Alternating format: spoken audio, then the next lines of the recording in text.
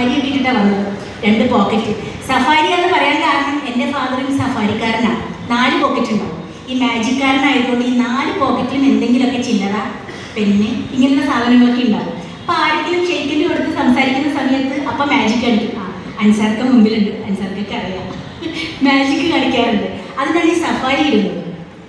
നസീർ സാറും എവിടെ ഫംഗ്ഷന് പോയാലും സഫാരിയാണ് ഉപയോഗിക്കാറ്.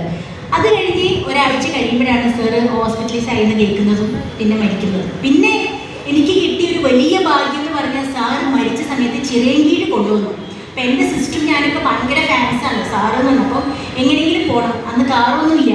ട്രാൻസ്പോർട്ട് സ്റ്റാൻഡിൽ പോയി ട്രാൻസ്പോർട്ട് ബസ് പിടിച്ച് ചിറയൻകീഴിക്ക് പോയി. ഞങ്ങൾ പോയി കഴിഞ്ഞപ്പോഴേക്കും മയ്യത്തെടുക്കാനുള്ള സമയമായി. അപ്പോഴേക്കും എല്ലാവരും പറഞ്ഞ് 2 കുട്ടികൾ വരുന്നുണ്ടൊന്ന് കാണിക്കണം എന്ന് പറഞ്ഞപ്പോൾ പഞ്ഞി മുഖത്ത് വയ്ക്കാൻ പോകുക സാറിൻ്റെ. ഞങ്ങൾ ഓടിച്ചെന്ന് കണ്ട് എന്ന് പറഞ്ഞ് അവിടെ ദോ ചെയ്തതിന് ശേഷം പഞ്ഞി വെച്ചു. ഒത്തിരി സെക്കൻഡ് തിരിക്കാൻ കാണാൻ പറ്റില്ലായിരുന്നു. അങ്ങനെയും ഒരു വലിയൊരു ഭാഗ്യം എനിക്കുണ്ടായി. അല്ലാതെ ഞാൻ അഭിനയിച്ചിട്ടില്ല. പക്ഷെ അങ്ങനെയുള്ള ലെജൻസുകളെ കാണുക, അവരോടൊന്ന് സംസാരിക്കുക എന്ന് പറയുന്നതൊക്കെ ജീവിതത്തിൽ പിന്നീട് വലിയൊരു ഭാഗ്യം, ബ്ലെസ്സിങ് ആയിട്ടാണ് ഞാൻ കാണുന്നത്. എന്തായാലും എനിക്കിവിടെ വരാൻ പറ്റിയതിൽ ഒരുപാട് സന്തോഷമുണ്ട്. എല്ലാവരുടെയും ശ്രീലത ചേച്ചി എന്ന് പറയുന്നത് കോമഡിയുടെ ഏറ്റവും വലിയ, കാരണം നമ്മൾ കാണുമ്പം കോമഡിയിൽ ശ്രീലത ചേച്ചി, ബാസു ചേച്ചി എന്ന് പറയും. ഇന്ന് അങ്ങനെ ഒരു പേര് മലയാള സിനിമയിൽ ഇല്ല. കോമഡി ശ്രീലത ചേച്ചി കഴിഞ്ഞാൽ പിന്നെ കൽപ്പന ചേച്ചിയാണ് വന്നത്. പിന്നെ ആരും ആ സ്ഥാനത്തേക്ക് വന്നിട്ടില്ല മലയാള സിനിമയിൽ.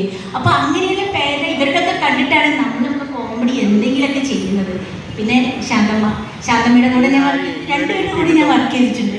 ശാന്തമ്മയുടെ സീരിയലും വർക്ക് ചെയ്തിട്ടുണ്ട്, സിനിമയും വർക്ക് ചെയ്തിട്ടുണ്ട്. ശാന്തമ്മ 2 പുലികളാണ്. സ്റ്റേറ്റ് അവാർഡ് മേടിച്ച ആളായിരിക്കുന്നത്. അപ്പോൾ അങ്ങനെയുള്ളവരുടെ കൂടെ ഇത്രയും ആർട്ടിസ്റ്റുകൾ എറണാകുളത്തുണ്ടായിട്ടും എനിക്കൊരു സ്ഥാനം തരാമെന്ന് പറയുന്നത് എൻ്റെ ജീവിതത്തിലെ വലിയൊരു ഭാഗ്യമായിട്ടാണ് കാണുന്നത്. എല്ലാവരുടെയും ബ്ലെസ്സിങ് എപ്പോഴും ഉണ്ടാവണം. പിന്നെ വിനയം എന്ന് പറയുന്ന സാറ് നസീർ സാറിൽ നിന്ന് കണ്ടുപിടിക്കണം. ആ ഒരു എന്താ പറയുക, ഒരാളോട് സംസാരിക്കാൻ. ഇപ്പോൾ 2 പടം കഴിഞ്ഞ് 3ാമത്തെ പടം കഴിഞ്ഞാൽ എന്താണ് അവർ കാണിക്കുന്നത്, എന്താണ് അവർ പറയുന്നതൊന്നും നമുക്ക് മനസ്സിലാവില്ല. അങ്ങനത്തെ ഈ ഒരു കാര്യത്തിൽ ഇങ്ങനെയുള്ള ആൾക്കാരെ കണ്ടിട്ടാണ് നമ്മൾ പഠിക്കേണ്ടത്.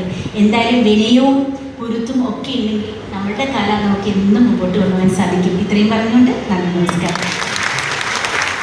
ബ്രൗൺ സഫാരി ഇട്ടിട്ടാണ് വന്നത്. 2 പോക്കറ്റ്. സഫാരി എന്ന് പറയാൻ കാരണം എൻ്റെ ഫാദറും സഫാരിക്കാരനാണ്. 4 പോക്കറ്റ് ഉണ്ടാവും. ഈ മാജിക്കാരനായതുകൊണ്ട് ഈ 4 പോക്കറ്റിലും എന്തെങ്കിലുമൊക്കെ ചില്ലറ, പെണ്ണ്, ഇങ്ങനെയുള്ള സാധനങ്ങളൊക്കെ ഉണ്ടാവും. അപ്പോൾ ആരെങ്കിലും ഷെയ്ക്കിൻ്റെ കൊടുത്ത് സംസാരിക്കുന്ന സമയത്ത് അപ്പം മാജിക് കളിക്കും. അൻസാർക്ക് മുമ്പിലുണ്ട്, അൻസാർക്കൊക്കെ അറിയാം, മാജിക് കളിക്കാറുണ്ട്. അതിനാണ് ഈ സഫാരി ഇടുന്നത്. നസീർ സാറും എവിടെ ഫംഗ്ഷന് പോയാലും സഫാരിയാണ് ഉപയോഗിക്കാറ്. അത് കഴിഞ്ഞ് ഒരാഴ്ച കഴിയുമ്പോഴാണ് സാറ് ഹോസ്പിറ്റലൈസ് ആയെന്ന് കേൾക്കുന്നതും